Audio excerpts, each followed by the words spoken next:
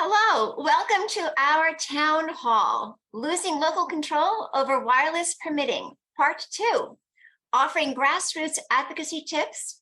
What can you do? Speak out. Today is Wednesday, November 1st, 2023. I'm Odette Wilkens, and I'm your moderator and host for today's town hall.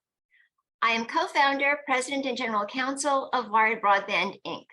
We are a 501c3 nonprofit in New York City. Our mission is to advocate for wired broadband solutions, including end-to-end fiber optics network architecture running fiber to and through all premises. Why? Because fiber optics is superior to wireless for on-premise internet access in every way. High symmetrical download and upload gigabit speeds, safety, cybersecurity, telemedicine, and emergency preparedness. I am also a co-founder and co-chair, along with our friends at Virginians for Safe Technology, at the National Call for Safe Technology. TheNationalCall.org is our website. We're a coalition of over 100 organizations and individuals advocating for safer telecommunications. This town hall is the 5th in a series of town halls that we are holding. This is a sequel of our town hall number 3 of August 16, 2023, also called Losing Local Control Over Wireless Permitting. That was part 1. This is part 2. In part 1, we featured 3 top attorneys in the United States on telecommunications law to talk about draconian federal telecom bills preempting local control over wireless antennas. That means allowing dangerous antennas outside your bedrooms and kids' classrooms and in local and national parks without your ability to say no. The video is on thenationalcall.org under resources. The telecom industry has been dominating the conversation with lawmakers. It's time for us to take over that conversation and show lawmakers that there is a better way. In part 2, we will be doing just that. And to guide us, we have a distinguished panel of experts. Julian Gresser, International Environmental Interest Attorney, Minna, Elias, attorney and former Congressional staffer, Charles Frohman, National Health Freedom Lobbyist, Suanne Edmiston, former Congressional Counsel, and Maurice Franklin, PhD, public policy consultant. I have to tell you that the first time I went to see my federal legislator, I didn't know what to expect, but I was prepared and gave an effective presentation in opposition to a bill. So much so that when the bill came up for a vote in the US Senate, I got a call from the staff saying that Senator Hillary Clinton wanted to know which organizations were against the bill. She was my senator at the time. I didn't have the information, and unfortunately, the bill was passed. It just shows you that one person having one meeting can make such an impression that you become the go-to person for that staffer. I could have changed the course of history, or so I would like to think, had I prepared for that information, but you can. Now, in our prior town halls, we saw the superiority of fiber in town hall number 2, held on July 19th, 2023, where we showcased the amazing success story of Chattanooga, Tennessee's municipally owned fiber network as a broadband blueprint for every city in the United States, providing free broadband to every household that has a school-aged child. Now that is bridging the digital divide. Wireless cannot do that, which would continue to need government subsidies to bridge the divide, or so it seems. In the words of a friend of mine, I was the face of the digital divide, which didn't get solved until I got fiber. In our town hall number 4, Broadband Freedom of Choice, we featured Utopia Fiber, where a group of cities in Utah decided to go with municipal fiber optics, and whose model is so successful that it is exporting its model to other parts of the country. We also had the distinct pleasure of featuring Gigi Sohn, a former nominee to the Federal Communications Commission, the FCC, with a formidable career in public advocacy and now Executive Director of American Association of Public Broadband. At the heart of these fiber successes is providing consumers, that means all of us, with the freedom to choose the best internet broadband possible and at the most economical prices, and not have industry or government dictate to us and preempt us. Now to our panelists. I will be giving their bios just before their presentation. After their presentations, we will be taking questions from the chat. Therefore, please enter your questions in the chat, which will be seen only by me and the panelists. Julian Gresser, co-founder of Broadband International Legal Action Network, BBLON, is an international environmental public interest lawyer focused on electromagnetic frequency, EMF, related issues, and industrial policy, a professional negotiator, twice Mitsubishi visiting professor at Harvard Law School, author of 9 books, including most recently, an autobiography, How the Leopard Changed Its Spots, Evolutionary Values for an Age in Crisis. He has served as legal advisor to numerous US, Japanese, and European companies on a wide array of business issues, including joint ventures, limited venture capital partnerships, technology licensing, export controls, and customs fraud, antitrust, and intellectual property protection, particularly patent infringement disputes. Welcome, Julian Gresser. Thank you very much, Odette. Appreciate very much the opportunity to be here. I'm going to screen share, hopefully with my limited technical skills, and jump right in. So what I'm going to do today, if I'm able, is to distill 30 years of practical experience in the training of hundreds of professional negotiators in this country and around the world. And since our focus today is on advocacy tips, that's exactly what I'm going to attempt to do. I hope you can see this screen, and I'm going to amplify a bit. First point I want to make is that to understand the encounter with staffers is indeed a negotiation, if we define negotiation as moving our cause forward effectively and with an openness to discover. So it's like negotiate the mountains, negotiate the river. And I'll explain why this is really, even a simple definition is really quite important. It begins with the notion that even if we get to a, quote, agreement or getting to yes, often that's where the real negotiation begins, because the other side keeps going irrespective of whether there's an agreement or not. Now, this tees up the idea of the shadow game. I have only limited time here to go into, say, 50 moves that come up time and again in this country and abroad with players who really believe that might makes right. And the singular purpose of the shadow game is to render you helpless, which many people in the United States feel in the advent of the wireless juggernaut. It's important to understand that you're dealing most likely not with the legislator herself or himself, but what I call a blocker, in a very systematic approach to neutralizing the shadow game that I've developed over the years. So the blocker's role, as the name says, is to induce you to reveal a lot of information, exhaust yourself, block and protect the key decision maker from access to you, and then filter the information that goes up to the decision maker. So recognizing that's the ecology of the situation, the next point I advise is that you do really serious reconnaissance. Reconnaissance on the legislator as well as the whole situation. And there are 2 keys or tips that I'd like to give in terms of how to navigate this. First, understand what is the pain of the key legislator to whom you're trying to gain access, and also to be aware of the blockers' concerns as well. Pain has 2 aspects. One is what the legislator hopes or yearns for, and the other is what she or he fears. If you do not understand the pain point, you're navigating without any compass. The second is, what are the issues that would get in the way of the decision-making, making an effective decision, i.e. to give you what you want, which will take away their pain.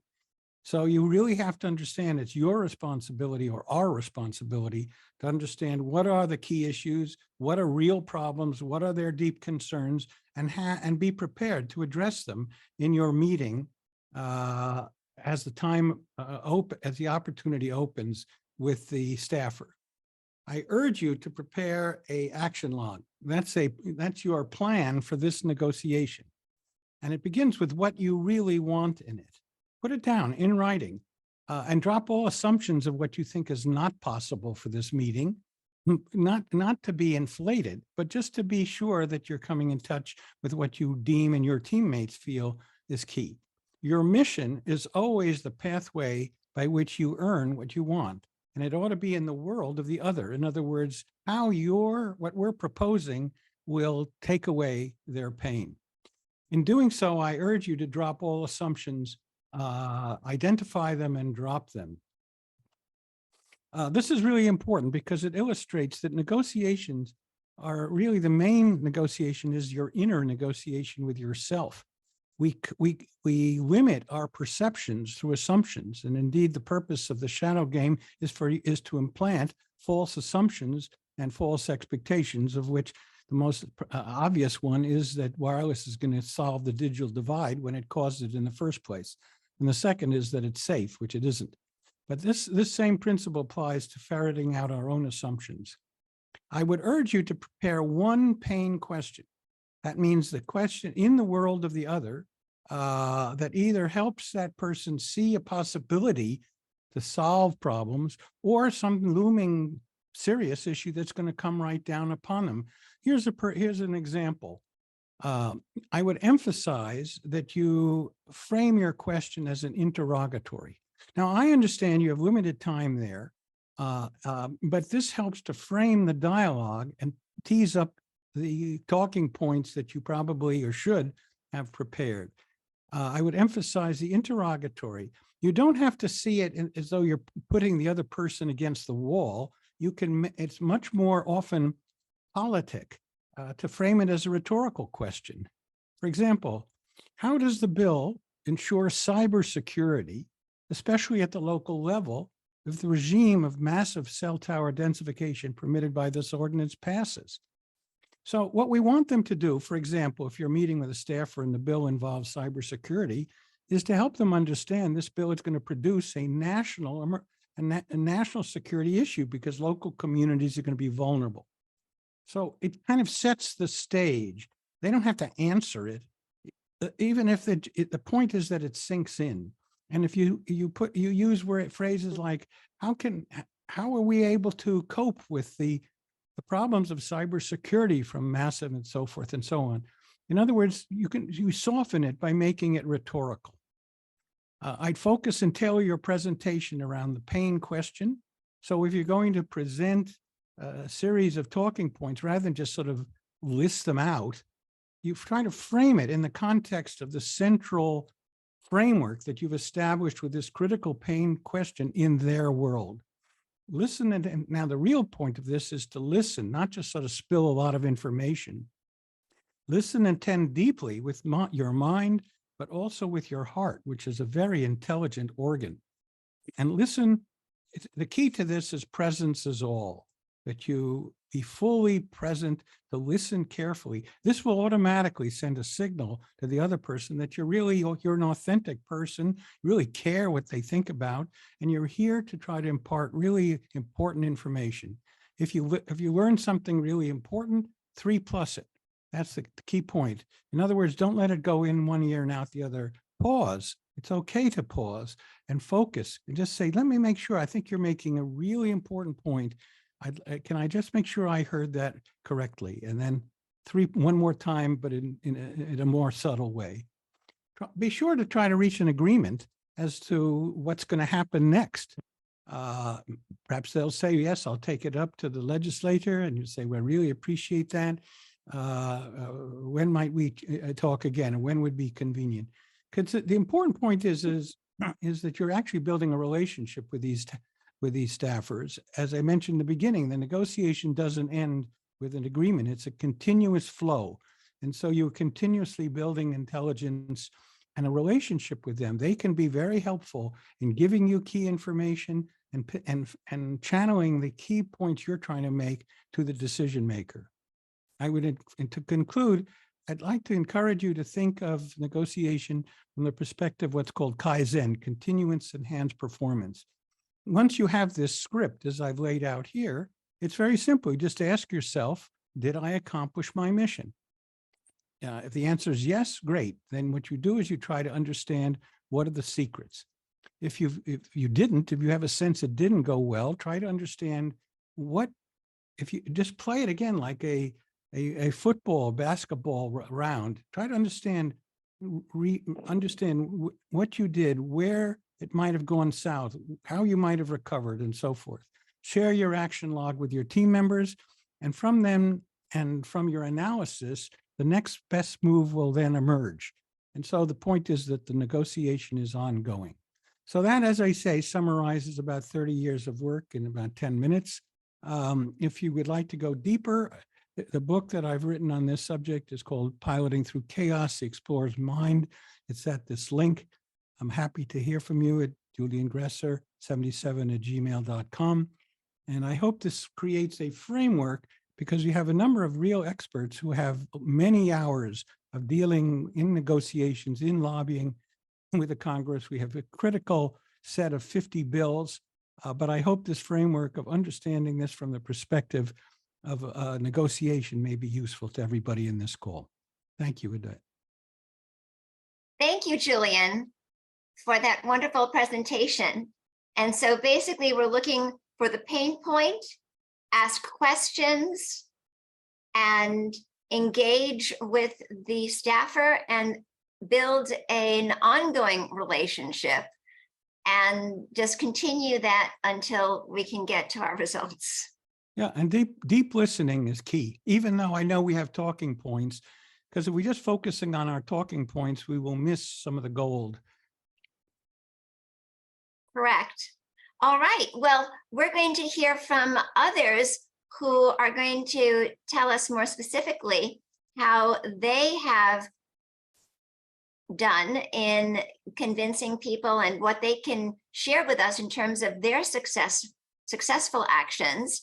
And we do have former staffers on the Democratic and Republican sides, and we're going to hear from Minna Elias, who is an attorney who is currently working as a consultant. For over 25 years, Ms. Elias served as New York Chief of Staff for Congresswoman Carolyn Maloney, managing the Congresswoman's Manhattan, Brooklyn, and Queens offices, overseeing casework and advising the Congresswoman on a wide variety of issues, including women's issues, transportation, banking, and community issues. Ms. Elias worked extensively on building the 2nd Avenue subway in New York City and East Side Access, also in New York City, the creation of new schools, and the improvement of parks. Prior to working for Congresswoman Maloney, Ms. Elias was an associate at Weil Gotshal and Manges, where she focused on mergers and acquisitions and SEC filings. Before attending law school, Ms. Elias worked for a lobbying firm in DC specializing in health and welfare issues. Welcome, Minna Elias. It's a pleasure to be here. I spent more than 25 years working in the personal office of a member of Congress. I spent time both in her New York office and her DC office, and I had the opportunity to meet people who were coming in to lobby the Congresswoman on a wide variety of issues. And so I wanted to give a little bit of, my sense from being somebody who was lobbied. And I think the most important thing is when you're preparing for the meeting, you should think about the prep work that's done ahead of time. You need to know who you're meeting with, what is their role in the office, what is their level of expertise, and how knowledgeable are they going to be on this particular issue? If you're meeting with somebody who is, low level and you're talking about legislation, they may have no background whatsoever. They may have the congressperson's ear, but they may not know the thing you're talking about. So you need to do your homework so that you know what level to pitch your presentation. You also should have done your homework on what the member cares about. Do they have a record on the issue? What is important to them? Are they looking for what's local, the impact on their community, or is this something that they have a general passion on? There's sometimes you'll walk into an office and you're hitting somebody on an issue they know about, they care about, they're really engaged in, and sometimes they don't know anything about it at all. You should also, you may be meeting with, in the local office, or you may be meeting with people in DC. The background that you should be doing is the same in either case, but you should know that DC staff is more likely to have expertise on a particular issue. That's their job. They've been assigned a portfolio that they follow.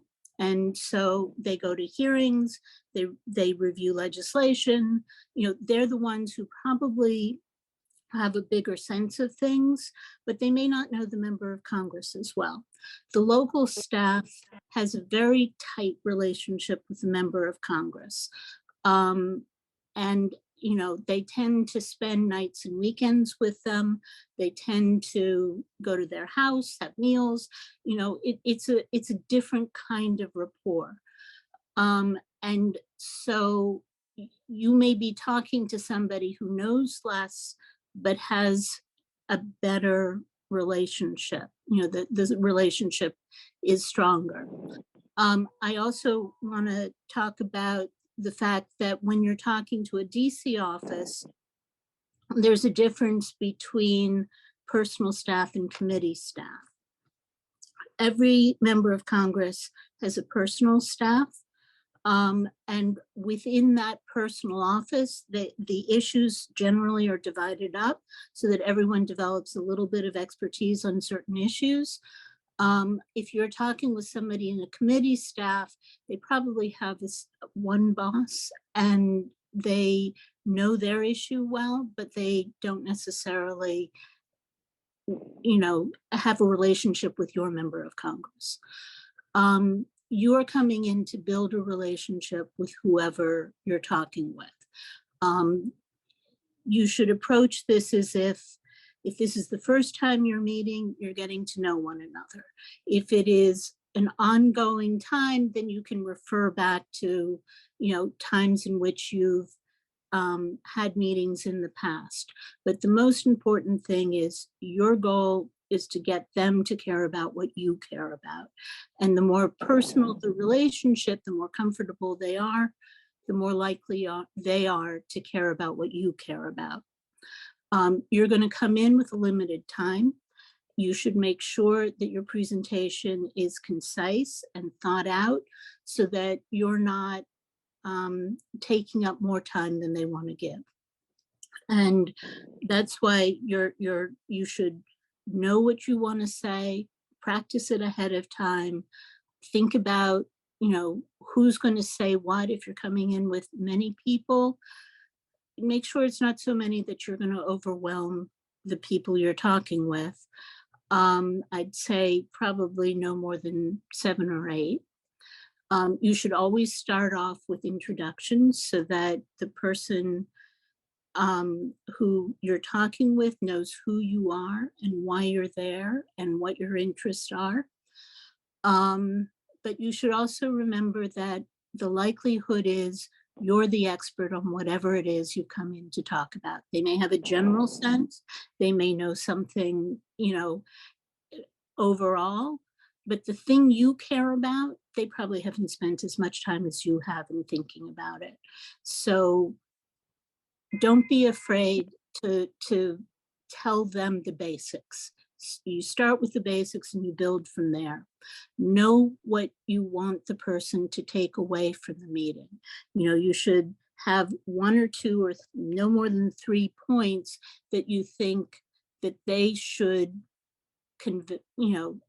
either if it's the member of Congress themselves or the person who's going to talk with the member of Congress. Know what you want them to take away, and don't be afraid to open the conversation with it, insert it into the middle, and end with it. People don't necessarily take in what you're going to say the first time you say it. So you don't want to be redundant and repetitive, but you do want to make sure that you hit your points, and so that they know exactly the message you're trying to convey. And also, I like the thought about deep listening. If somebody is interested in something and they want to pursue it, let them pull you off your talking points. I just want to tell 2 stories about people who did effective lobbying. The first was a person who came in to lobby early in my career about 2nd Avenue subway. And he introduced the concept of the 2nd Avenue subway, which was somewhat new to me, why it was important, why it was necessary. But the most important thing that he taught me was that what the MTA was proposing to do was not helpful, that they wanted only to build it from 96 to 63rd Street and stop there. And they had no thought of the full build 2nd Avenue subway from Upper Manhattan to Lower Manhattan. They wanted to sell it as a small segment, which would have eroded support around the city for the project. It would help fewer people, it would look like a benefit for the wealthy Upper East Side, and it wouldn't have been as interesting to the broad range of people. It also wouldn't have gone down to Lower Manhattan, which is where we had a very powerful legislator whose help was important, crucial in getting funding for it. So that was a very effective story to tell, and it helped us understand what needed to be done next. I had another group that came in to lobby about a particular issue. They came to the table with 8 people. Each had a specific issue that they wanted to talk about, and it was very well coordinated. Everyone knew what they were doing. They told us who they were and why they were there, and they went around the table and each person made their point. And by the end of the meeting, everyone had spoken and I had learned a lot about the issues they cared about. So those are, two stories about conversations that I thought went very well. And I'm happy to take any questions. Thank you very much, Minna. So that's wonderful. So the most effective presentations were the ones regarding the 2nd Avenue subway in New York City with the MTA, which is the Metropolitan Transit Authority, for those who are not in New York City. And that's wonderful that it's now going all the way down to the Lower East Side and all the way, because I use it all the time. So the first phase was completed, but phase 2 just got its funding. Still need 3 and 4. Okay, well, I take it from 14th Street, so it's close to the Lower East Side, so that's great. And yeah, so you're saying that 7 to 8 people is really the maximum number of people. It needs to be well coordinated, and everyone needs to indicate what it is that they're going to be saying, and so that it's not repetitive. So in that particular example, no one was repetitive. Everyone had their own separate area to discuss. So it didn't sound repetitive to you.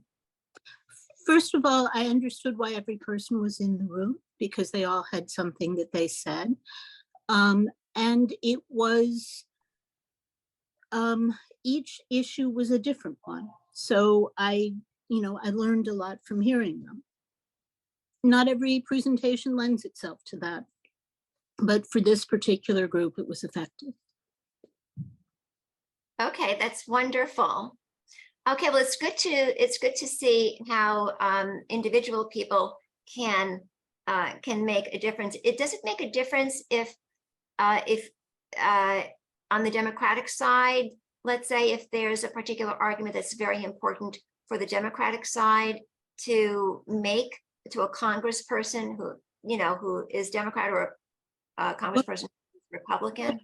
That's why I said know what your member cares about.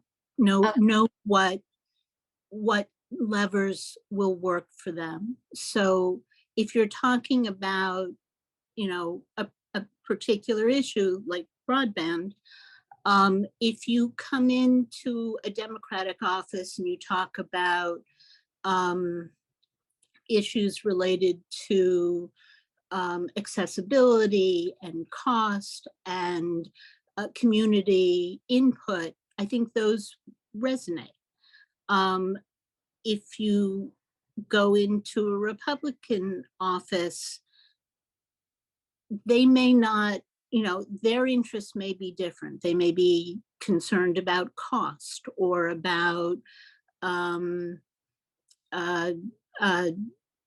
making sure that the network is effective as opposed to serving the underserved. Mm-hmm. Okay, thank you. And so in terms of these broadband bills, what would be, let's say, an effective strategy for identifying particular issues? Would it, as you said, it would be the underserved, and are there any other issues that would be important? Well, I think that one of the things we've been concerned about, and I don't think this is necessarily a Democratic or Republican issue, but the fact that many of the bills are taking away the ability of local communities to have input. I think that in the district that I worked, there is a great deal of concern about having gigantic towers in front of people's windows. There's a concern about lack of community control over street furniture. There's a concern of lack of consultation where the towers just appear and people don't have the opportunity to comment. So I think those are all things that I have heard legislators care about. I think the fact that the towers are ineffective at providing access in people's homes is something that, it's terribly aggravating.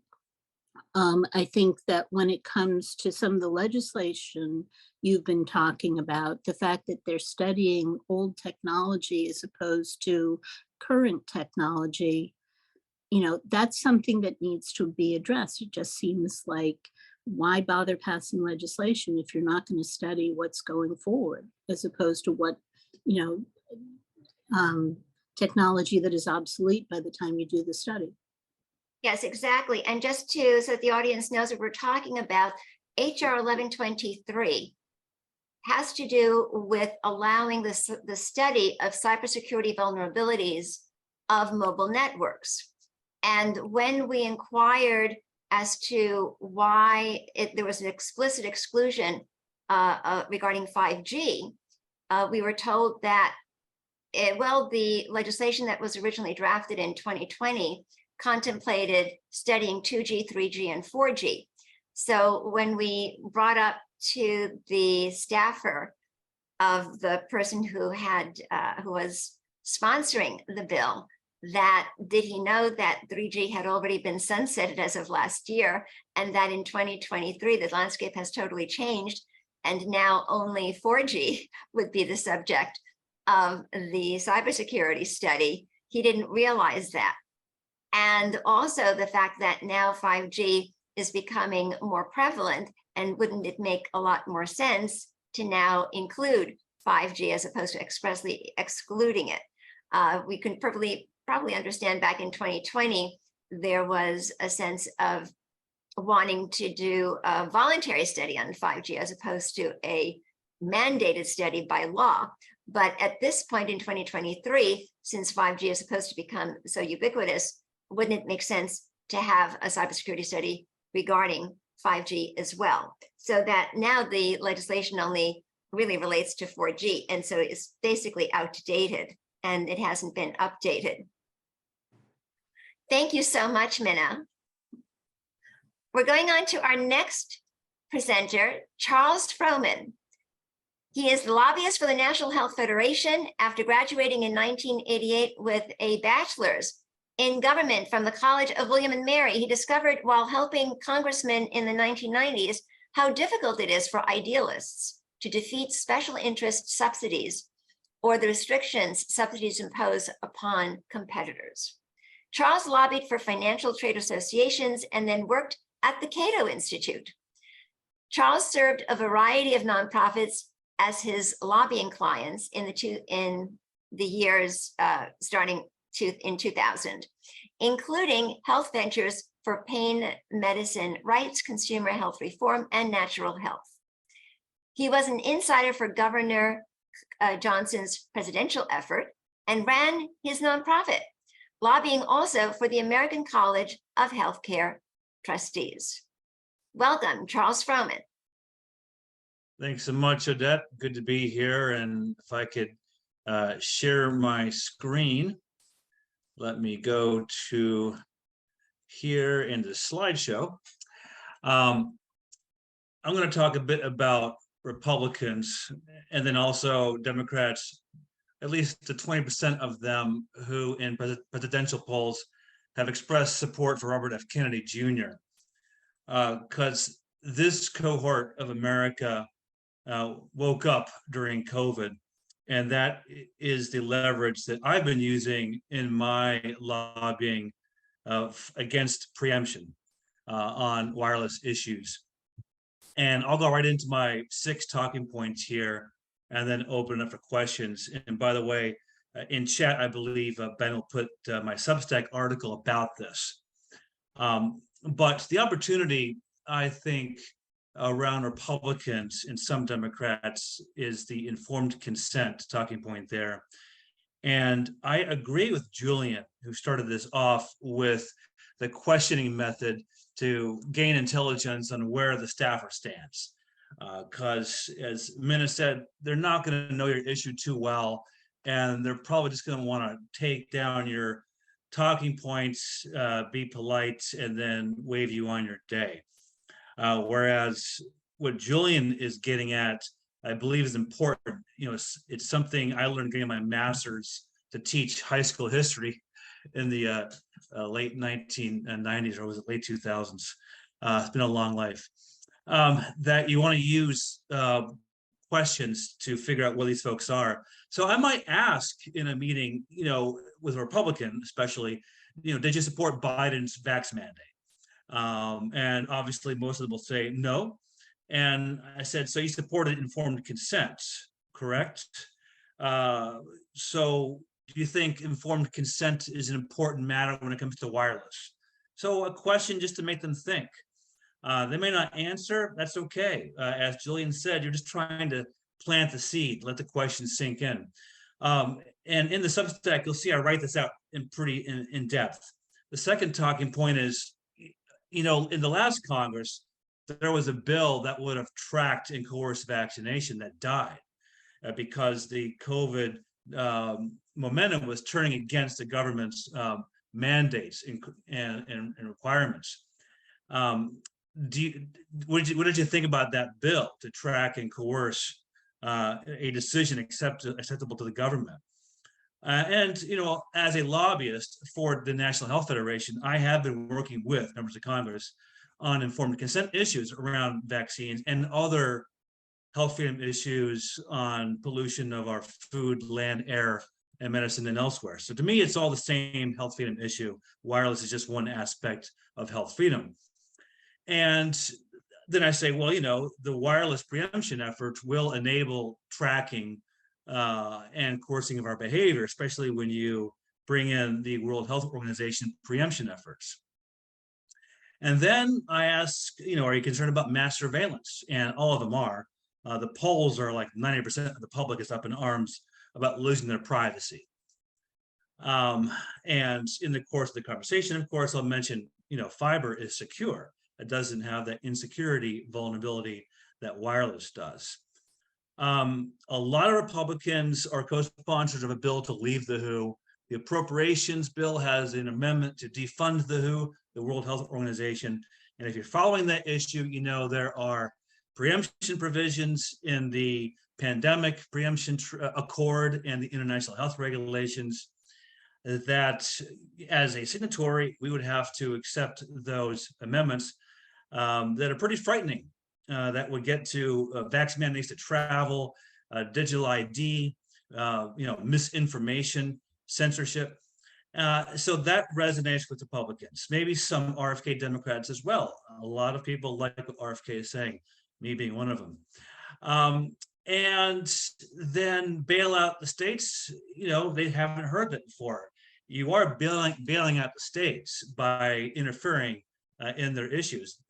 At least about 20 of them have erected barriers to the local fiber broadband that Odette mentioned from Chattanooga and Utopia. And I always mention those examples because Utopia, especially, they're doing it right. It's a bunch of rural towns grouping together with this Utopia company. And Odette mentioned with Chattanooga, it's cheap, it's stable in cost, it allows for subsidies to parents with school-aged children. It's a good story. But so many states are erecting barriers to local solutions.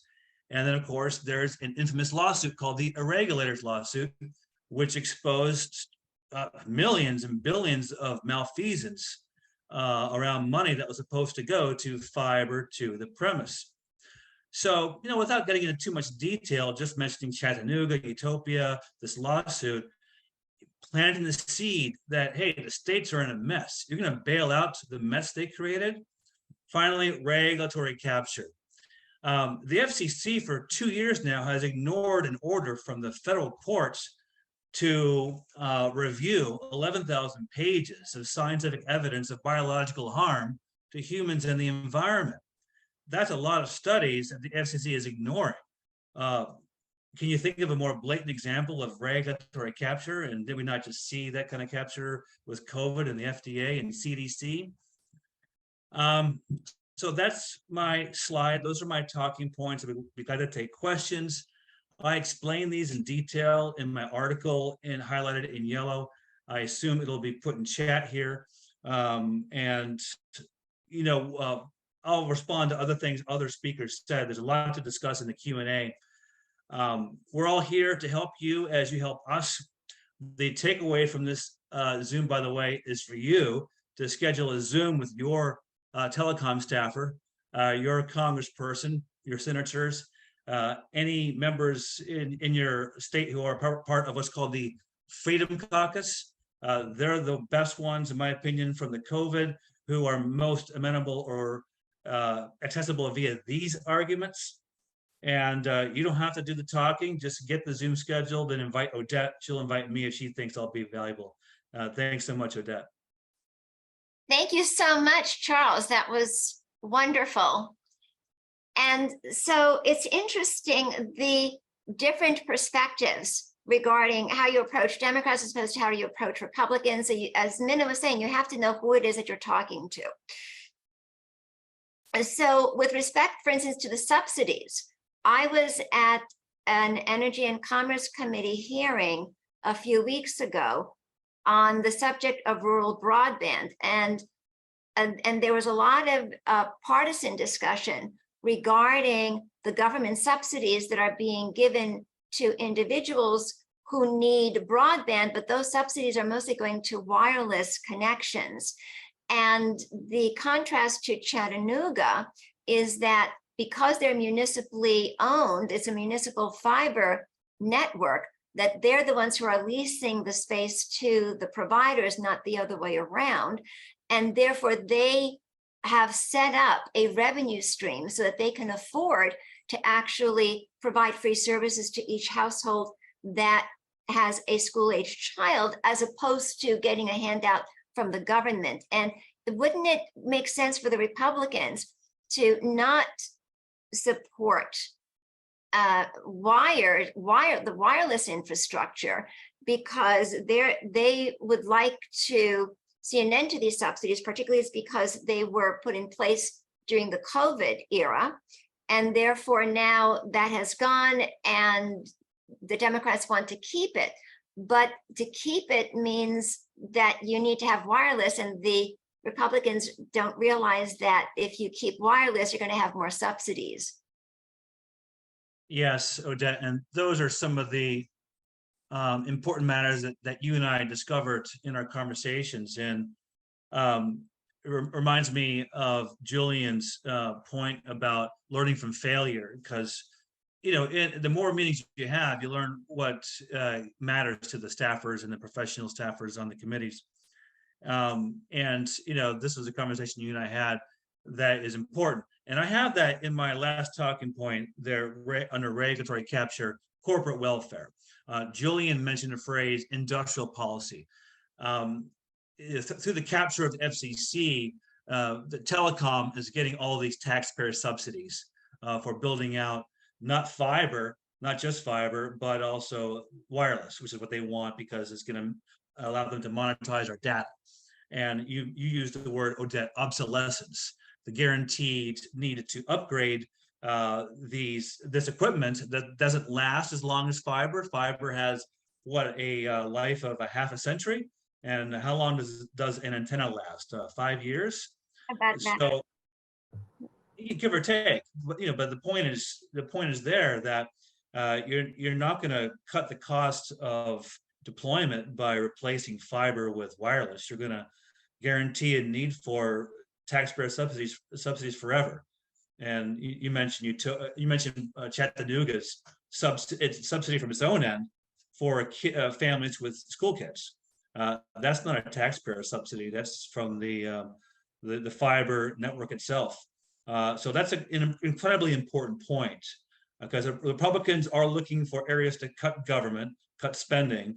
And that was the hearing you attended. They have all kinds of subsidies that strangely go to the companies, not to the underserved directly themselves.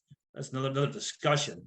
It's blatant corporate welfare. It needs to be cut, but it can't be if they're fixated on wireless.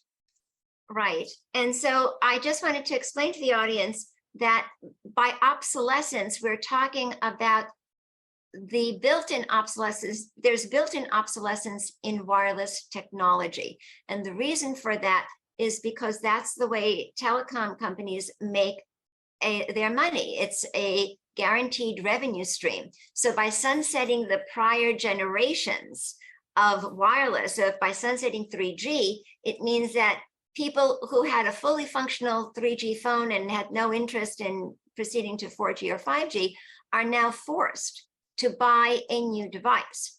And who now is going to be able to afford a continuously new devices for new generations as prior generations of wireless connectivity become sunsetted? So while wireless is being touted to bridge the digital divide, what's actually happening is with wireless, it will perpetuate, if not guarantee, the digital divide. Because as more and more devices become dependent on that particular service, for instance, 5G, which is supposed to be interoperable with the Internet of Things, it may start your car, it may start your air conditioning, it may turn on your radio or whatever it is, that once 5G gets sunsetted and you have to go to 6G and 7G, now your car isn't going to start, your refrigerator isn't going to be working, your air conditioning isn't going to be working, and you're going to have to be forced to buy new devices. That is not the case with fiber. Fiber does not have built-in obsolescence. Once it's in the ground, it's once and done for a long time. Anywhere from 25 to 50 years is what I have heard. But I've also heard that with respect to wireless, it is obsolete. There is built-in obsolescence, and that's according to a number of industry articles, and that it's going to require you to have to buy new devices. With fiber, you don't have to buy new devices. You can have the same computer, you can have the same devices for the next 50 years. And Odette, if I could insert one last thing, a huge takeaway. Not only do we need everyone here participants to attempt to schedule a Zoom with a telecom staffer for your congressperson and senators.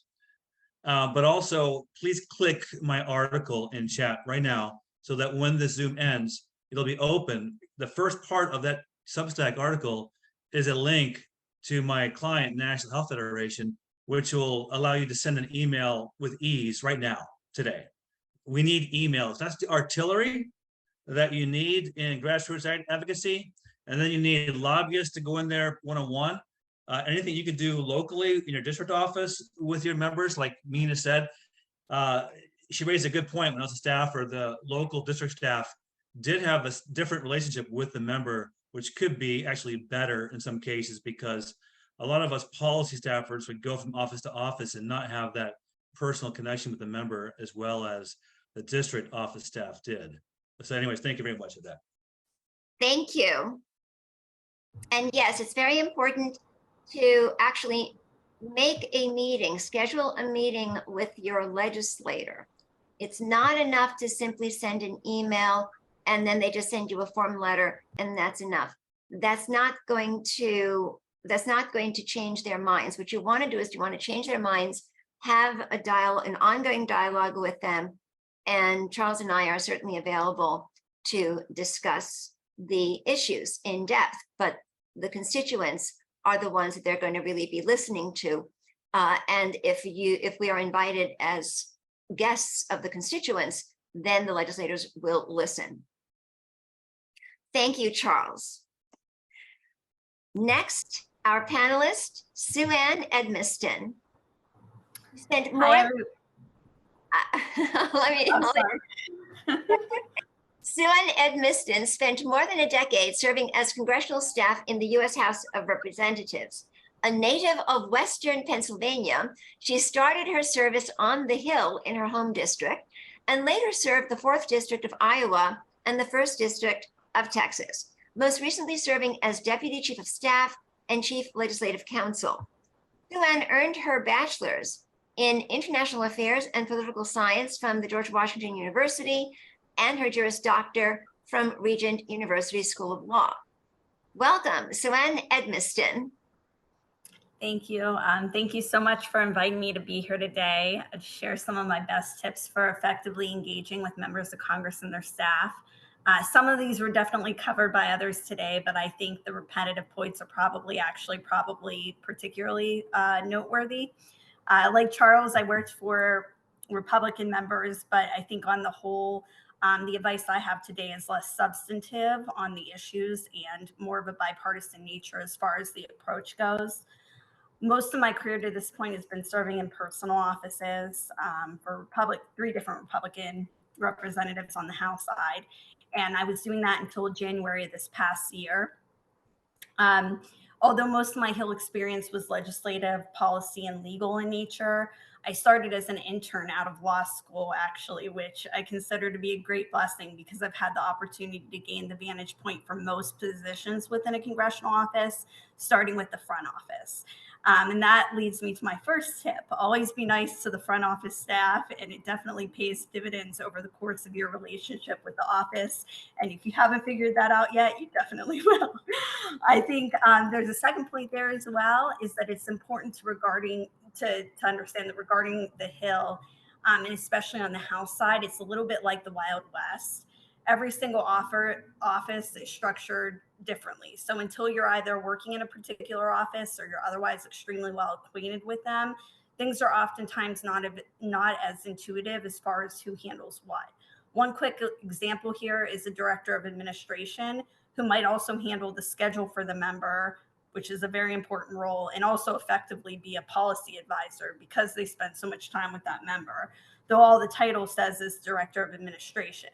So a great starting point is a pretty basic life rule, like the golden rule: treat everyone well and know that individual roles are not always obvious from their titles or where they sit in an office. My next major tip regards actual meeting. Getting to the meeting with the member is ideal, but sometimes you'll be meeting with a policy staffer and not always with the one who will be familiar with the issue generally or specifically. My primary tip for meeting applies regardless, though.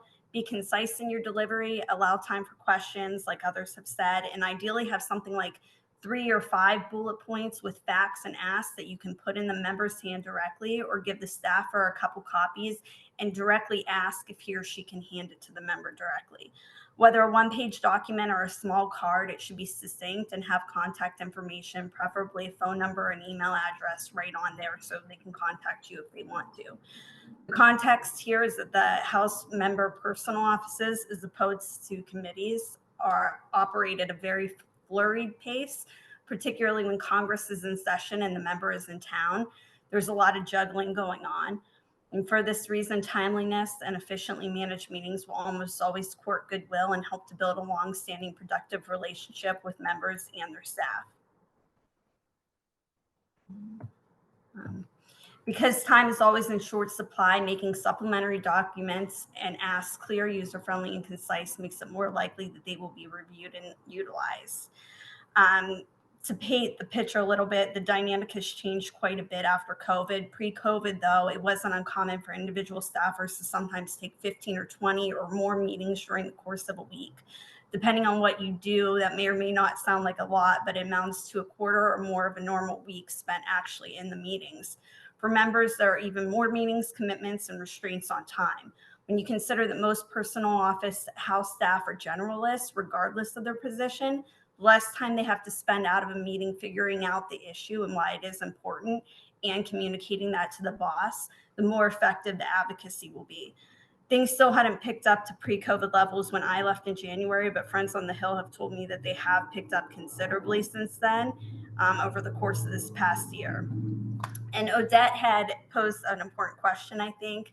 It's what is the most successful instance of advocacy I experienced as a staffer on the Hill? This is actually a hard question for me because there were numerous ones, but I'll cite one that is actually one of my fondest. When I started in my second member office, very shortly thereafter, I began to receive correspondence from a gentleman I'll call an advocate for those addicted to substances, but he was a lot more than that. His main priority for engagement was getting a detox type center built in our district. He had been well known to staff, and I heard various perspectives from those who had worked in the office much longer than I had. But one thing everyone agreed on, he was unrelenting.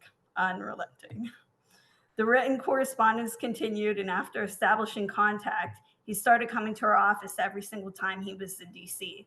Sometimes he'd get to meet with my boss directly, and sometimes it'd just be us.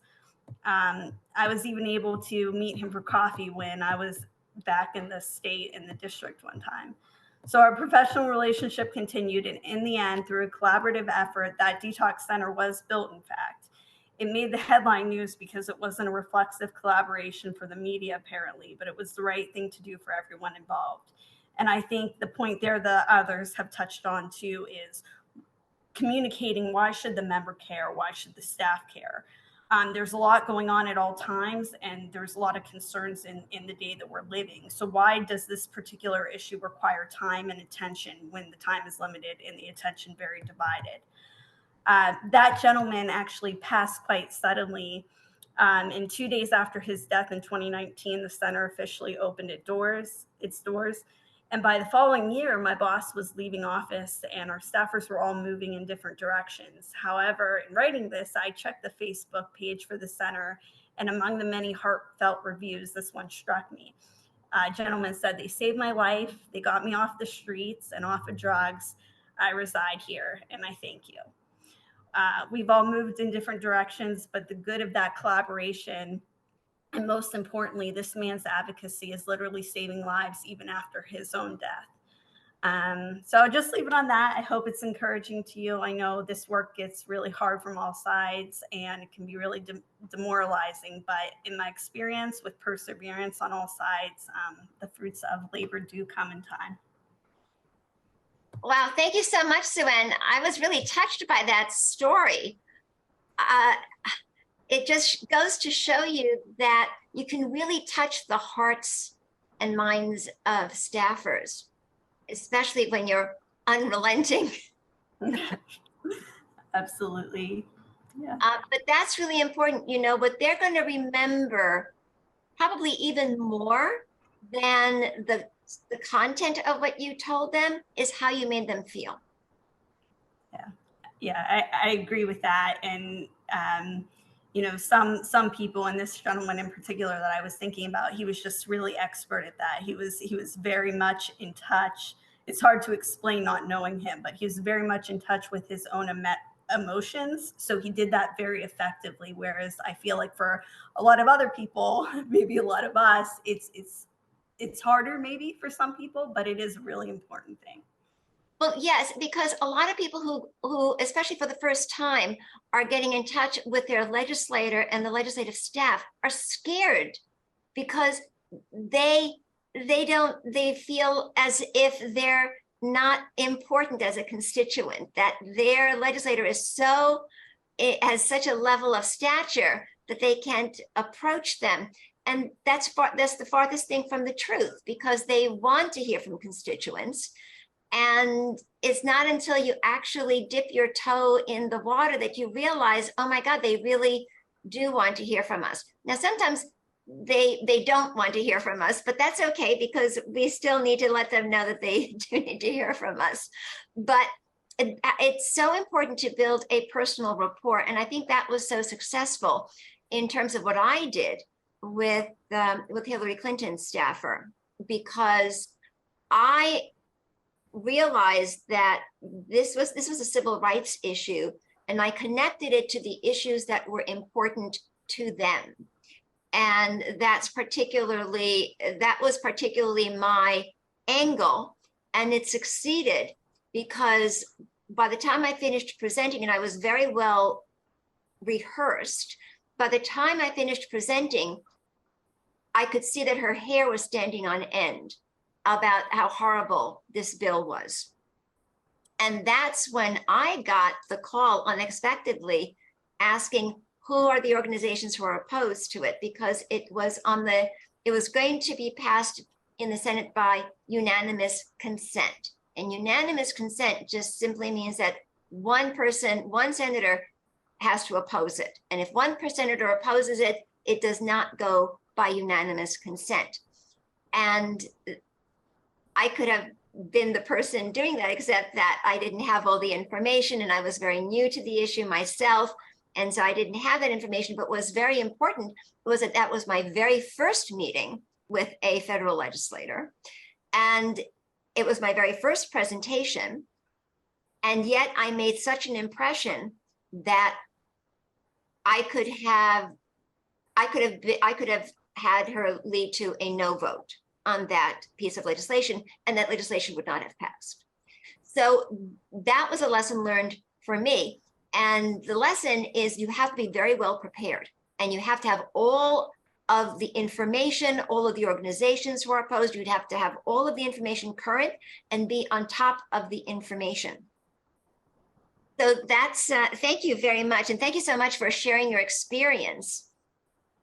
Thank you. Now to our next panelist. Maurice O'Brien Franklin, PhD, is a member of Manhattan's Community Board 10, representing Central Harlem, and a member of its Landmark and Transportation Committee and Health and Human Service Committee leadership. Now, for those who are not Manhattanites and those who are not from New York City, New York has 59 community boards which serve an advisory function to the mayor. And that is what Dr. Franklin is doing. Dr. Franklin is public policy and public administration adjunct professor at California State University at Northridge, and consults and lectures on organizational sustainability, strategic planning, and corporate development strategies. He has over 20 years of leadership experience in senior management for legacy African-American nonprofit organizations. Dr. Franklin is on the Harlem Hospital Community Advisory Board as second vice president, the Prince Small Medical Foundation Board of Directors, and the chair of health and wellness for the Harlem's founding chapter of 100 Black Men. Dr. Franklin has advised mayors in Washington, D.C. and Dallas, Texas, and Atlanta, Georgia on urban housing and health-related policy issues, and was senior advisor to a founding board member of the Southern Christian Leadership Council. Actually, I'm sorry, a board member of the Southern Christian Leadership Conference. Welcome, Dr. Franklin. Odette, thank you so much. And it's absolutely a pleasure to be here with all the panelists and everything. I mean, we've said so much over this last hour, and some of it has been redundant. And I love that, because I think that's really important for those individuals who are perhaps meeting their member for their first time. And so hearing this repetitive and over and strategies on how to do that, I think it's critical and important. And before I begin with my presentation, I really just want to tell a little story. So Charles, I didn't realize we were so closely, tethered. You were at William and Mary. I was at Old Dominion, and when I left Old Dominion in Virginia, I went to work with Dr. Joseph Lauer at Southern Christian Leadership Conference, and working there as a young staffer, on his member of the executive team, as an openly gay Black man who was sort of coming into my own in an era when HIV and AIDS was ravaging so much of our community. I had sort of the opportunity of a lifetime in organizing and learning how to organize, working with these masters of the civil rights movement. Dr. Lowry and Orange and C.T. Vivian and John Lewis, and watching their movements, and that instructed me and taught me on how to work with leaders, as he would call it, members in the streets and members in the suites. We had to be sort of multilingual in meeting with individuals. And I think that's really what's important for those of you who are in the grassroots. How do we effectively meet with our elected officials? As we heard from our first presenter, reframing the narrative around the power. Who has the power? We are the constituents, we have the power, it's in our hands. And so thinking about that as we negotiate and we begin to get into those rooms. So first, let's just start about attaining a meeting and preparing for it. And so it's really important to secure a meeting. You want to either send an email or a phone call or both.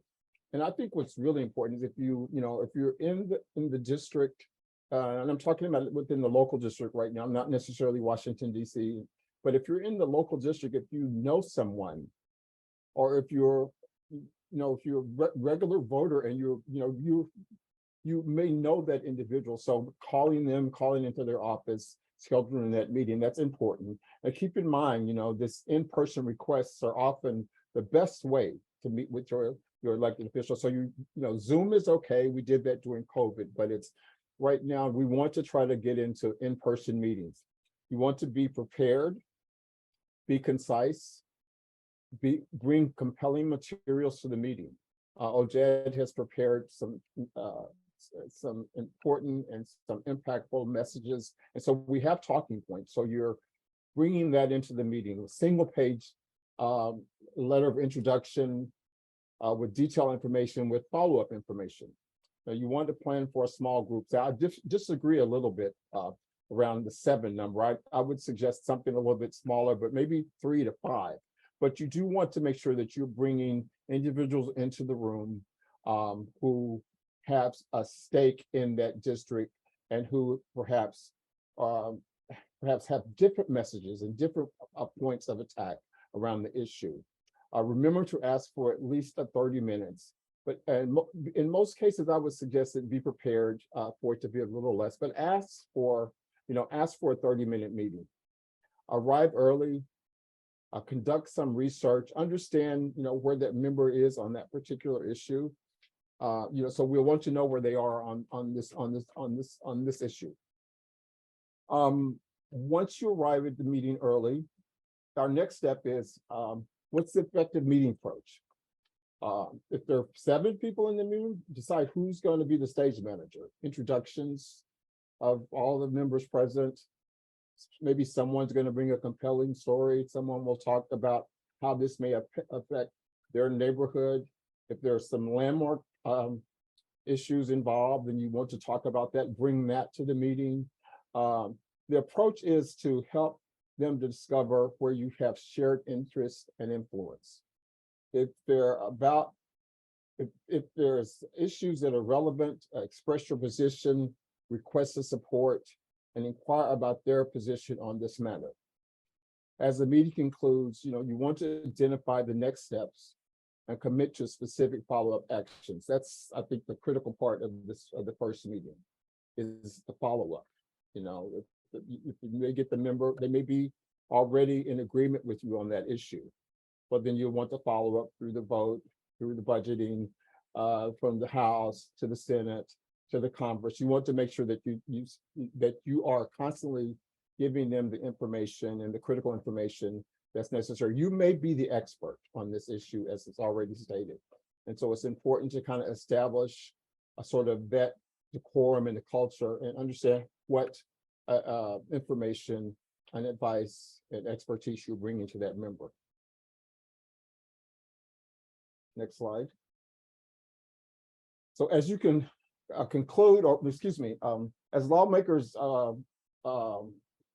conclude meetings, it's crucial to ensure that you maintain effective communication. And I said that you can do that by asking them about how they want to communicate and how often you want to communicate with them.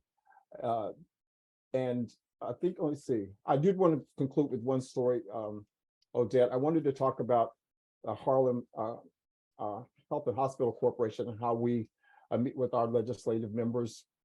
Generally, we have a training. We prepare about 2 or 3 months in advance for our legislative session, which starts in February in the New York City area.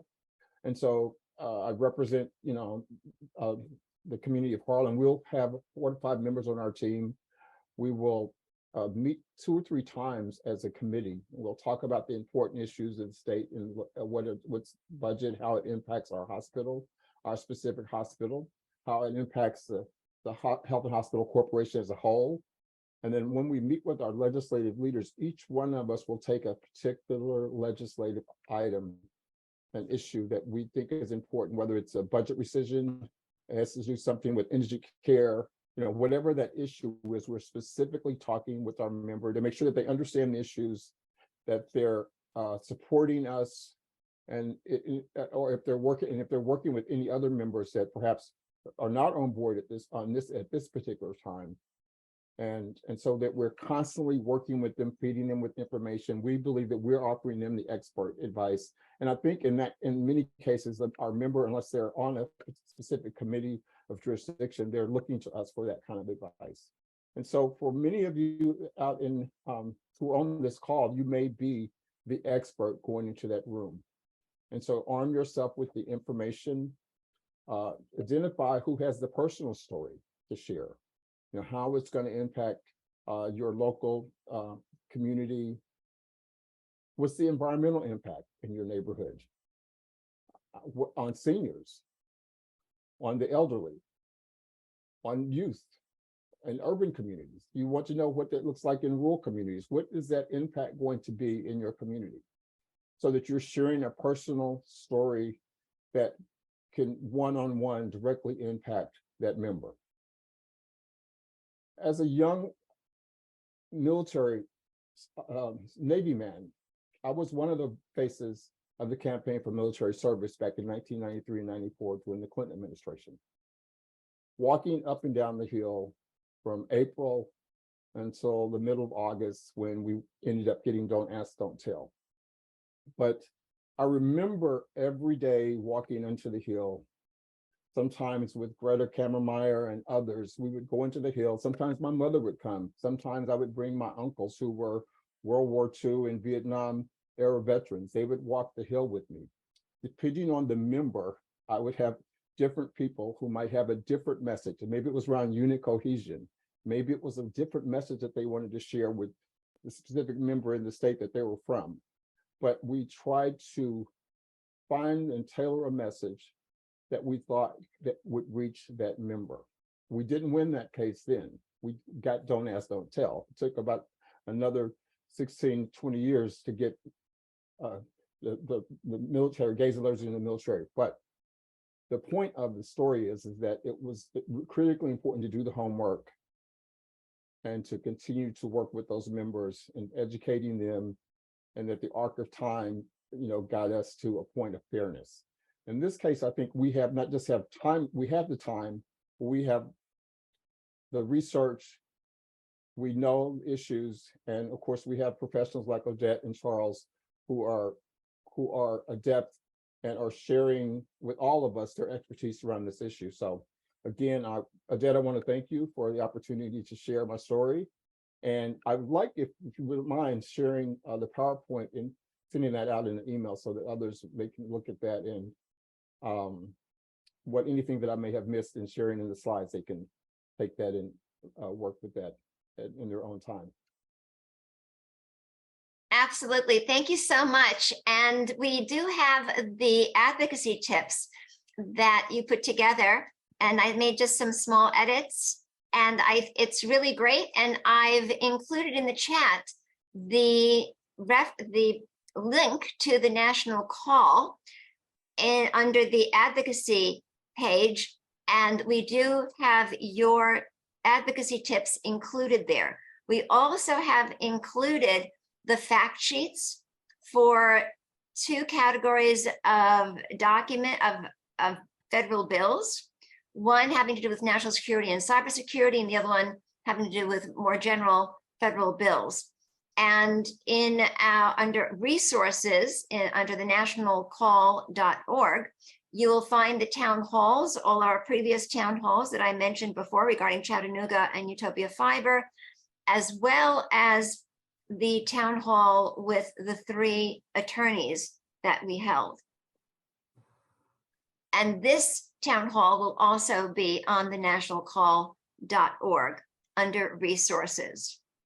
Now, we did have some questions in the chat regarding what happens when you're constantly trying to get in touch with someone, with a staffer of your representative, and you're just not getting anywhere. I had that with my representative, and it took me months until I actually went to DC and walked into their office and actually got somebody's card. And so it took my going down to DC in order to do that. But barring that, what can people do? And then this is for Minna and perhaps Charles as well. So you don't have to go all the way to DC. Your member has an office that would be local. You can just take a subway ride in my city, or a car ride somewhere else, and go to their office and see if you can set up an appointment that way. You can try to reach the scheduler by email and see if there is a way to set up the meeting through the scheduler if you're not getting an answer sort of from the main desk. You can try to get somebody on the phone and develop the relationship and then ask for the meeting. Most offices, people answer the phone. That's the job. Is if constituents can't reach the office, the member is going to be incredibly unhappy. I think and I agree with everything that Minna said. And as a last resort, I mean, these are our elected officials, and so they have daily schedules that they publish, by public record. And I would, you don't want to do that, but I mean, if you have to, go someplace that they are, then there's always that option. But I would usually go into their office first, try to schedule a meeting, sit there and wait. I would wait if I had time until someone would see me. And so those are, the last resort strategies. You hope that someone schedules and that you're able to meet with your member soon. But if they keep putting it off, I would, try some other tactics. Right. And so I think going to the district office is probably a little bit more convenient than going down to DC.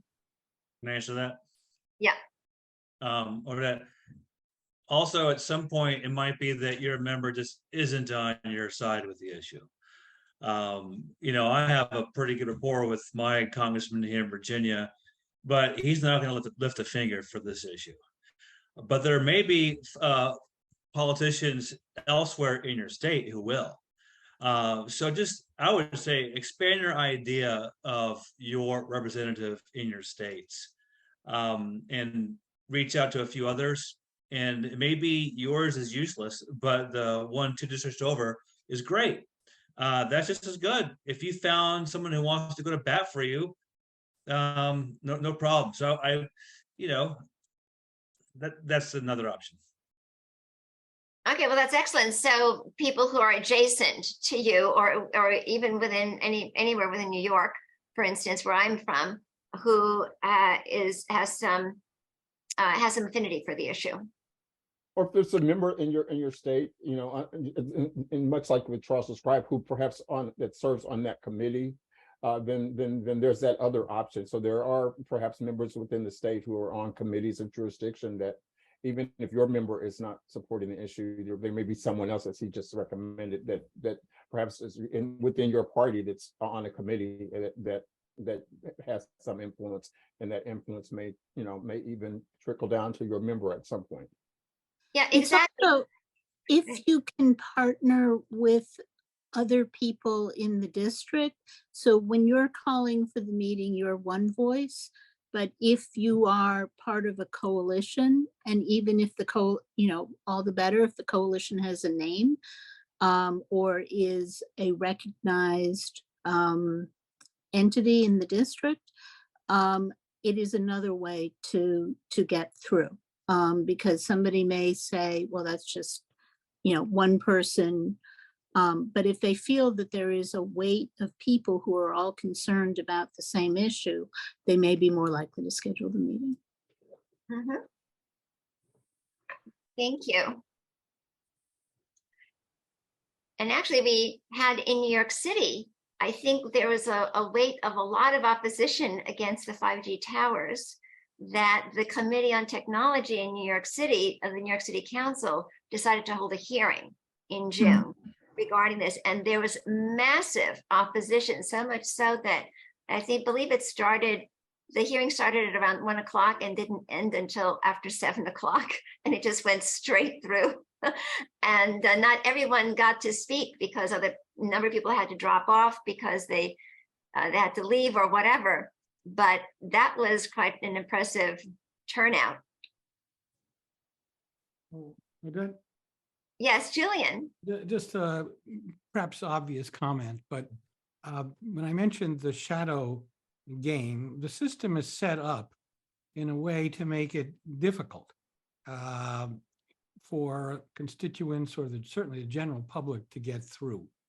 And that raises the question, as many lobbyists, including those in the national call, have expressed, it's a very tiring, exhausting enterprise. People burn out, they despair, they feel a sense of hopelessness that all their effort has gone to naught. So that points to how important self-care is in this ongoing process, in particular around how you spend your time, what effort you make, if you have any sort of financial stake, including such as yourself, just going back and forth to Washington, and most importantly, creativity.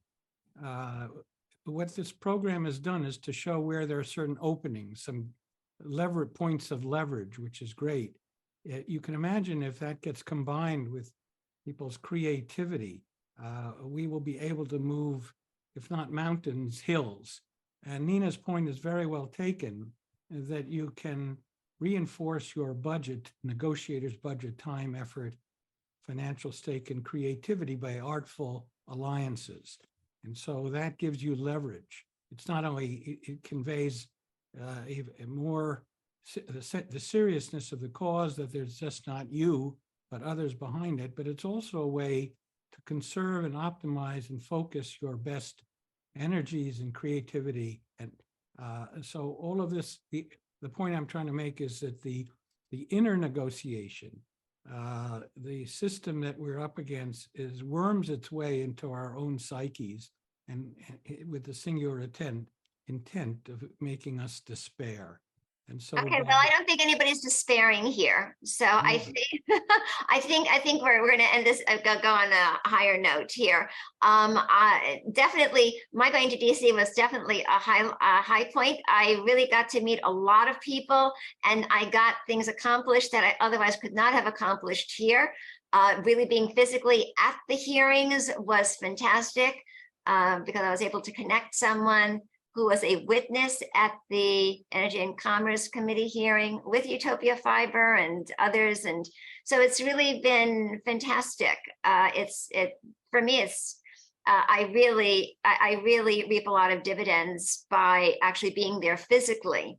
And then I also develop a rapport with the receptionist and with the receiving staff. Just like Suanne said, it's really important to have that kind of rapport. And, you know, we established a really nice rapport in which event they actually gave me the cards of people who would be able to help me. So so for me, it was a highlight. And plus I got to see people who I don't usually get to see in DC. So Charles.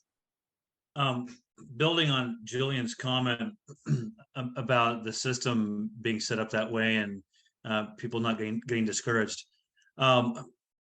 Julian also mentioned the importance of an action log and having a goal. And I wrote down my goal, and I'd be curious to see what other panelists would say if I were to ask, what is your goal? I you know, off the cuff, a 3-part goal. I want fiber more than I did before I really understood this issue, which I didn't very much before very long ago. And setting back wireless, because I've got a smart meter in my house that I don't want. Expansion of the health freedom momentum. And that gets to Julian's point about coalescing with other groups. You know, COVID created a huge and growing grassroots movement around health freedom. And at least in Virginia, that movement is led by frontline doctors who are mistreated, trying to treat COVID patients. They are motivated. They are a lot of doctors, dentists, pharmacists. They have money, they have influence. They're willing to go to legislatures, and they're opening up on the wireless issue. And they're starting to see these threats as a cohesive thing that RFK put in great terms with the real epidemic of chronic disease being caused in part by wireless, toxic air, water, land, and medicines. So my point is, I would hope the wireless folks would reach out to the health freedom communities in their states to coalesce with them, because they're already motivated and doing it. And they get our informed consent issue. They get the suppression of the science issue. That's, I think it's an important point. Odette, just to make sure that you don't think I was trying to be a downer, the point I was trying to make was that the inner negotiation to build our power is really as important as the outer, and that we can throughout the day break off and connect to nature or do qigong as I do, or whatever it is to recharge your vitality is really a critical part of this negotiation, because it's out of that sense of enormous vitality, which you seem to have an inexhaustible supply, comes the creative insight that allows you to be agile in these meetings.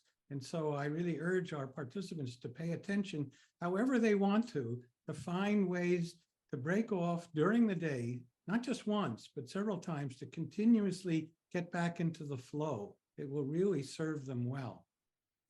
Absolutely. I agree with that. Yeah, thank you, Julian. But you know, I do recharge myself when I go down to DC and I meet people, and that recharges me. I know it may be exhausting to some people, but for me, it's exciting. It's wonderful meeting new people. Dr. Franklin. I just wanted to add one more thing and what Charles was saying. I think there are really a lot of parallels between the towers and the wind turbines. I think that, you know, in the urban communities, there were many who I mean, rural communities who felt, you know, around the property values, you know, migratory patterns of, you know, what it did to the land. So I think that there are, you know, still arguments that can be made and are being made around that, particularly in out in the West and in the southern parts of the state around those legislative leaders. So there's, I think, some arguments that may be impactful. Thank you. We have another question, and that has to do with why doesn't the issue of privacy surveillance and that kind of thing change the minds of Republicans and Democrats alike to not support the wireless mesh, 5G and others? Charles? Someone's going to jump in. I would disagree with the premise of that question. I like to say a lot on our semi-weekly calls that the problem with wireless and the barriers Julian describes accurately is that wireless hasn't had a COVID to wake people up.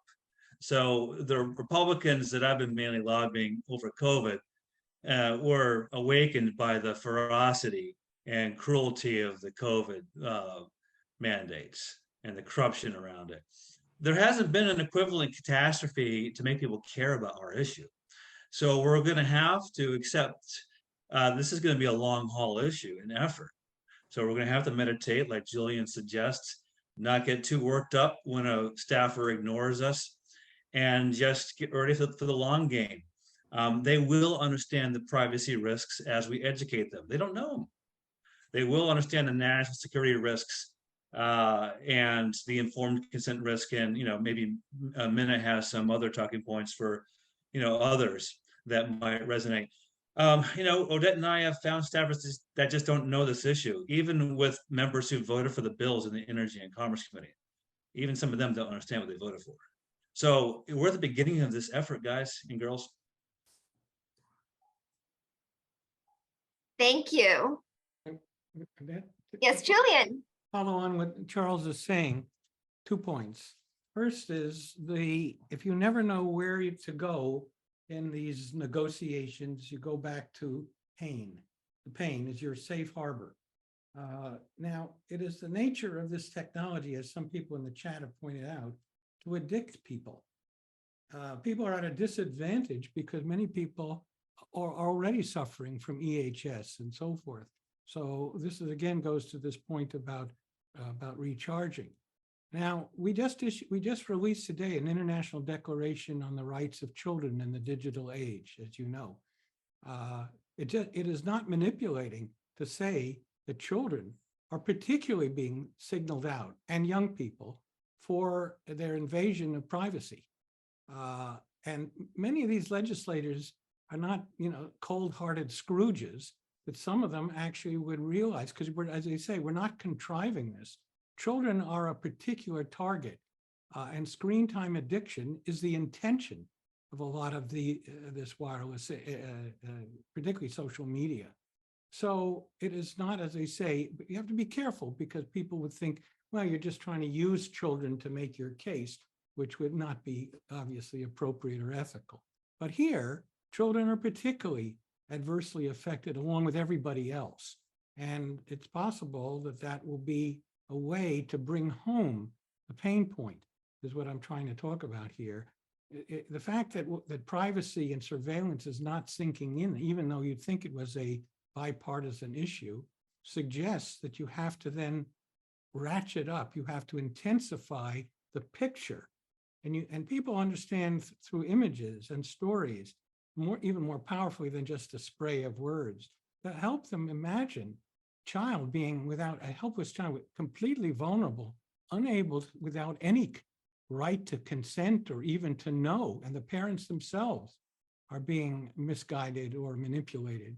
I mean, I think we have to bring it down to a much more detailed letter of granularity, so that people really understand the issues that are at stake, at which points they will open their minds and their hearts to the messages that we're trying to convey. Thank you. Now, there are a number of issues specifically for Republicans, I think, that would resonate with them, and that is the preemption issue.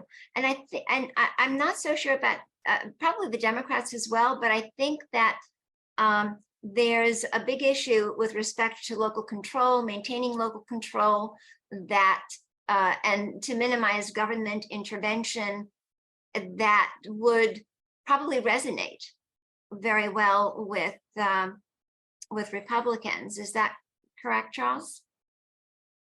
Sure. And my slide had 6 points that resonate, and preemption is kind of implied. It's, it's the bill that I'm talking about, 3557. But to go back, if you don't mind, to what Julian said, I'm not sure if Ben wants to be put on the spot, but his group with Doug Wood has led the Tech Safe Schools effort. And I think Julian would agree that, actually there's a Democrat, Congressman Thanadar of Detroit, who works with the locals in Wyandotte County to help that protest against the cell tower on the schools. So pulling the heartstrings around the children should be a bipartisan opportunity here.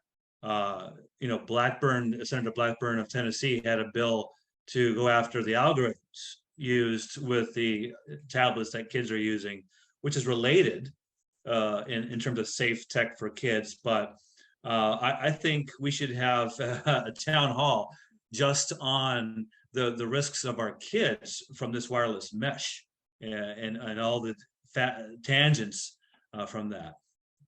So I hope we can discuss that more. But to answer your question on preemption, I think actually that's the one talking point that the Democrats use to oppose the bill in E&C, and that it preempts local zoning. Unfortunately, for a variety of reasons, zoning is a word that doesn't have much cachet with the right, but local control does. It's the same thing, but it's just a word, right? But that's where we are in politics. Exactly, or home rule. Odette, if I may, just one. No. Not even that. No, it's not that. It's Yeah, Odette, it's good to have different parties here, because we're going to discover from each other what lingo works with which target audience. Odette, there's one other really important point to be made. It's this, and I think the audience will find this, I hope, very helpful and interesting. We are facing in these 50 bills a shift that is so massive. It constitutes in itself a problem, because most people in this country could not believe what is actually being perpetrated upon them. We're talking, and this is all documented on our website, I believe yours, in terms of the 4 legal memorandum that we prepared on this collection of bills. But we're talking about a massive shift in terms of power and authority between the federal government and the states, stripping away the 10th, 11th Amendments, civil rights, and a whole range of other Bill of Rights protections. It is so massive. It reminds me of Captain Cook in Botany Bay, where in his own journal, he mentions that he put down a man of war in the middle of the harbor, and the local people didn't see it because it was outside their experience. This constitutes a huge problem, because these legislators, who many of them may not even read the bills, much that they've said, much less even understand the implications, cannot believe that what we're talking about. This is a problem for us as negotiators. It really requires a spotlight and working patiently, maybe not in that first meeting. It will take maybe several meetings or correspondence, which is why the negotiation is ongoing. But this is a massive constitutional attack on this country, including raising serious national security issues on the cybersecurity that you mentioned and so forth. But it's national security because it's changing the basic balance of power and prerogatives of local communities and states. And this is a constitutional attack that I don't know. I have not had this experience in my entire lifetime as a lawyer. So anyway, I think this is a huge challenge on how to communicate this effectively to these staffers, and really ultimately the real party in negotiation is their bosses. I think that what Julian is saying is accurate. And I think that one of the problems is there is no champion out there. You don't have somebody who is following this issue, who cares about this issue, and who is standing up for local control. And I think that one of the challenges is going to be to identify somebody who cares about this. Can I build on that? Yeah. That's a seriously important point. And it goes back to Julian's coalition idea. We have to branch out, not just push in our own politicians. We got to branch out through partners, the health freedom movement, because we need help to find that champion. And I think social media has an important part of this. It's not just, I put in chat the link to get an email to your politicians today. It's easy. We need that now. But Twitter, Facebook, LinkedIn, other social media that I don't use because I'm too old, not willing to learn new tricks. It's a shotgun approach. All the above. We do need to find champions. Who cares about the wireless mesh being turned into a digital prison? I love that phrase. It works with some of the people I lobby. But we will get them eventually, because it happened in COVID. There's a lot of celebrities that care about that issue and are helping us. Joe Rogan. Like when Kennedy RFK mentioned wireless mesh on Joe Rogan, Aaron Rodgers on his Pat McAfee show. You may not have heard of this, but most of America has. Who follows sports? He said, "I'm not wearing wireless earbuds." Those little snippets in the popular press are going to help us find a champion. I think, hopefully. I think you need a Capitol Hill champion in addition to celebrity champions. Well, we're all ears for congressional support on this. Well, you got to put in the work to find the champion. It's a slog. It's lobbying. It's grassroots. Someone's going to find a champion. I have a few ideas, but it hasn't happened yet.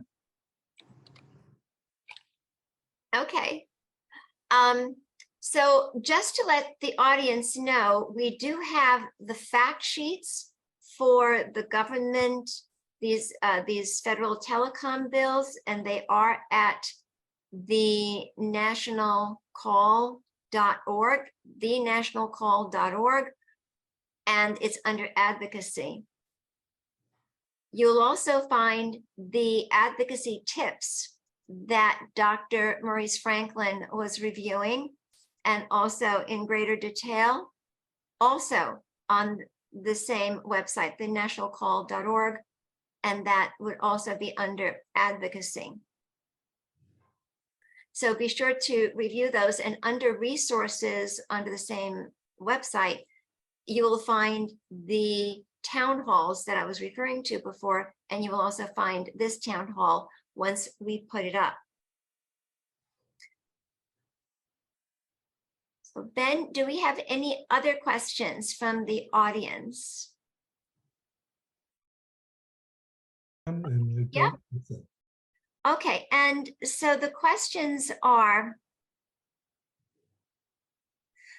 what about Senator Blumenthal? He seems to, perhaps he can be an influencer, because he actually had a hearing with the telecom executives back in 2019, in which they admitted that the industry was not conducting any studies regarding the safety of 5G, in which he said the words, he said that we're flying blind here as far as health and safety is concerned.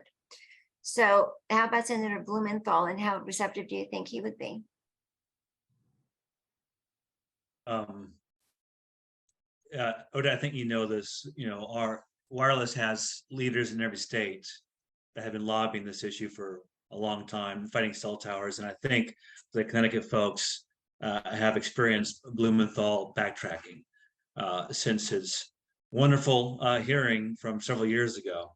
That happens with politicians. Sometimes they'll be your friend now, but they'll change their mind because of whatever reason. It might be a primary challenge, too much flack from the media. Media can be tough. They're not as wedded to your issue as you thought they would be. And so I don't know anyone has had any luck with him since then. But maybe someone has, and they should tell us. Well, perhaps we certainly have constituents there, and perhaps they can reach out to him. All right, and what about building of a lawsuit by the irregulators? And with the irregulators, that was where they found that they would be able to get the states to challenge the accounting protocols that the telecom industry has put in place, even though the FCC has sanctioned it. And to what extent can we build on that lawsuit is the next question.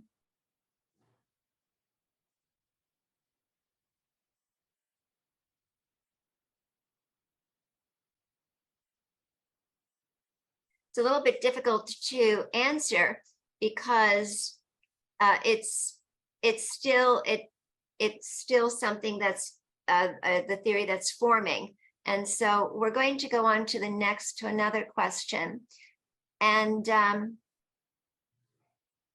okay, there's a question regarding who is lobbying Republicans and representatives and senators to be champions for the telecommunications industry. Well, it's basically going to fall on individual people who will talk to their representatives and see to what extent they will want to be part of this effort. And Charles. Also to build on the last question around the lawsuit about the telecom malfeasance with the fiber to the premise money. Yeah, that's a legal question for the lawyers, of which I am not one. But it is mentioned in my Substack article as a talking point to create some cognitive dissonance with the staffers, in that with my slide that I'll put in that article after the show. Why bail out the states when they're dealing with an ongoing controversy over this misappropriated money for fiber? But as far as the lawsuit itself, I'll defer to the others. Who's lobbying to find a champion? Oh, that's what this show is about. It's what we've been doing for months. Odette and me and some other experts that I don't know about. There's a lot of us that have been trying to find the champion. It's not going to happen overnight. It's going to be tough because they believe A, wireless is cheaper, A, it's needed for rural access, C, it's safe. That was what one Colorado grassroots person told me was the answer from one of their Republicans who voted for the bill in energy and commerce. So that's why one of the takeaways of today's town hall is for you to please get your telecom staffer in your local office to agree to a Zoom with Odette, who will bring on whoever she feels is needed to have a Zoom to discuss this issue. Once they learn why we care about this issue, maybe they will become the champion. The champion is out there, but it's going to take efforts that includes your grassroots help. Correct. And also, what I've been hearing on a bipartisan basis is that this is going to bridge the digital divide. And that is the farthest from the truth. And as I said at the beginning of this program, a friend of mine said that I am the face of the digital divide, which wasn't solved until I got fiber. And also they're saying how much more economical it is to do wireless than fiber. Well, what they're not saying is that in order to have wireless, you must have fiber. You cannot have 4G or 5G without fiber. They depend on fiber. So they're already building the infrastructure for fiber.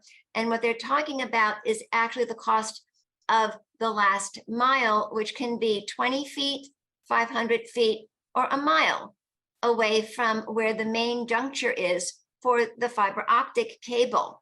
So we're really not talking a very long distance at all. And so that's a bit of a canard. And the fact that they say that wireless is cheaper, well, not in the long run, because wireless is actually going to become just more and more expensive for people, because there's built-in obsolescence in order to increase the prices and to show that now there's a new generation. Now it's 6G, now it's 7G, now it's 10G, now it's 15G. So that they can charge more prices for the services. And it's not going to be cheaper for the US government and for taxpayers, because with more wireless, there's going to be a greater need for federal subsidies and a continuation of the subsidy programs in order to make sure that people do have access to broadband. But broadband is not wireless, it is fiber. And although you can have broadband for mobility with respect to wireless, fiber is definitely more superior for in-home or on-premise solutions to broadband. And it's also safer and more cyber secure, and 5G has been indicated by former FCC Chair Tom Wheeler as much less secure than its predecessors. And indeed, it is less secure because 5G is a software-based system. 3G, 4G are hardware-based systems. If you have a security breach with a hardware-based system, you can quarantine the breach. But if you have a breach on the 5G network, you get access to one node. And you know that for 5G to work, you have to have thousands and thousands and thousands of nodes. You get access to one node because it is software-based. You have access to the entire network. And that makes 5G insecure, and that can be subject to hackers. All right, so we are coming towards the end of our program, and I'd like to ask our panelists for their final words. What would be the takeaway that people should have from your presentation and from this entire presentation? And we'll start with Minna. I think the takeaway should be that your member of Congress is reachable. There are many entry points. You can, it's not just making an appointment with the office. It is worth sending letters because it's a way of introducing a subject. It's worth getting emails so that you can, put it in on their web form or start a dialogue directly with a staff member. You can go to their town halls and you can raise the issue. There are many ways that you can start introducing the subject. But I think the most important thing is consider opening the dialogue. Excellent point. Thank you, Minna. Julian. I think the essential point I'm trying to make, it's all negotiation. And I think our audience would be well advised to ask, what is my system of negotiation that will allow me to tear off the mask of what's going on and build my life force so that I can find the openings? And, this takes time. You can't learn it with tips. It has to do with a systematic approach, but particularly applying as you develop the art to these formidable challenges. And I agree with Minna. The key is that you build relationships, you build alliances, and that gives grassroots enormous power, which it really hasn't recognized nor utilized effectively, but we are in the process of doing just that. Well, that's excellent, Julian. And in terms of the tips, we do have to start somewhere. And so we start here. And even though there can be a lot of systems and we can do this more systematically, you have to start somewhere. And so the best way to start and the best time to start is now. And you're going to learn. And I've had experience with, I've had to learn, and it becomes an art. And then you start to gain your own rhythm and your own style in terms of how you're going to deal with people. And the only way to do that is to just do it. Just like the Nike commercial, just do it. That's all you have to do. And you don't have to be intimidated. And then Julian also has a great system in which if you want to really perfect your negotiation style, Julian definitely has a system, and he would love to work with you on that. Yeah, I completely agree. It begins, you're right, exactly as you said, with these tips. And I wouldn't practice, by the way, on your most important negotiation. I mean, in negotiating of the menu in a very low risk situation begins to give you a sense of the flow of this. And you'll begin to see ultimately that although it looks terrifying, it's really fun. And I think, as one great person once said, if it's not fun, better left undone. Well, we're not going to leave anything undone here, so we're going to have fun. All right, Julian, thank you. Charles. I agree with Odette here. I just put in chat, just send the email today. Click that thing in chat right now so it's open when this ends. Send the email. That starts your process. Then get a Zoom scheduled if you can with Odette. Odette will do the talking. You'll learn by osmosis. So we'll help you get comfortable with it. And then, as Julian says, you'll use your creativity on what has to happen next. Do I have to go to a fundraiser or a town hall or work with a coalition member in the health freedom movement or the environmental movement, with all these incentives in the forests? There are so many potential partners to achieve your goal. What is your goal? To set those wireless things as far from your bedroom as possible. So just start today, send the email, work with Odette, and we'll help you get involved. Excellent. And there's no better time to start than now. Just like Julian said, you have to be present, and you'll be present now, and you can just click that link right now. It's very easily accessible. Dr. Maurice Franklin. Thank you, and thank you for allowing me to participate. So I will start with that word, preparation and persistence. Preparation and persistence. Excellent. And on that note, I'd like to encourage everyone to persist and to take that first step and just persist and develop that relationship. But it's really important that you develop a relationship and you call, get that Zoom, or you can go in and have a physical meeting, and that's perfectly fine as well. Now, and as a coda to our presentation, it's important that whenever you meet with someone, that you follow up with an email, you follow up with a thank you note, and it's also nice to follow up with a thank you note that's written. A nice snail mail thank you note, I think, would go a long way. Don't you think, Minna? Absolutely. I think it helps reinforce the relationship, and it helps reinforce the argument. Excellent. And again, as Suanne was saying, that they're going to remember how you made them feel. And if you send them a thank you note, then perhaps that will increase the probability of your being able to reach them when you need them. And they can use you as a resource, and they can see you as a resource that they can approach.